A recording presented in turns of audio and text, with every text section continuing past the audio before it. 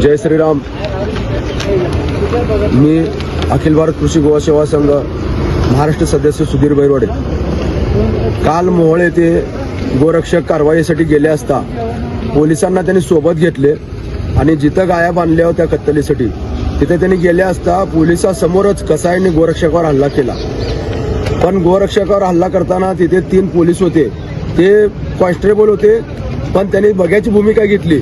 त्यांनी गोरक्षकाला अडवलं नाही किंवा कसाईला अडवलं नाही. गोरक्षकावर हल्ला करताना उलटा त्यांनी ज्यावेळेला गोरक्षक पळाले त्यावेळेला त्यांनी पोलीस स्टेशनला खोटा रिपोर्ट दिला. तिथे कुठलेही जनावर नव्हते.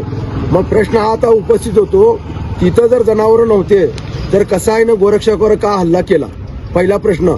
मग हा खोटा रिपोर्ट त्यांनी पोलिसाला दिल्यामुळे आम्ही स्पष्टपणे पोलिसांना इथं SP साहेबांना मागणी केलेली आहे की त्या पोलिसांवर निलंबनाची कारवाई करा.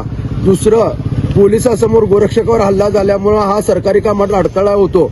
त्यामुळे सरकारी कामात अडथळा निर्माण झाल्यामुळे कलम 353 नुसार त्यांच्यावर गुन्हा दाखल करण्यात यावा अशा प्रकारचे निवेदन आम्ही आज SP साहेबांना दिलेलं आहे.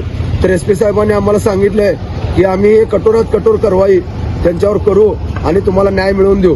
आम्ही साहेबांना आज साहेब जे SP साहेब जे आपल्या इथं बसलेले आहेत, कुलकर्णी साहेब, ते गोप्रेमी आहेत, पण ते केव्हा सुद्धा कसाईला पाठीशी घालणार नाहीत. महाराष्ट्रातलं एकमेव असं साहेब आहेत की त्यांना NPD लावली मोहोळच्या. आज मोहोळमधनं सगळ्यात जास्त माल मोहोळमधनं सोलापूरला पास होतो, कर्नाटकात माल जातो, कटिंग होती.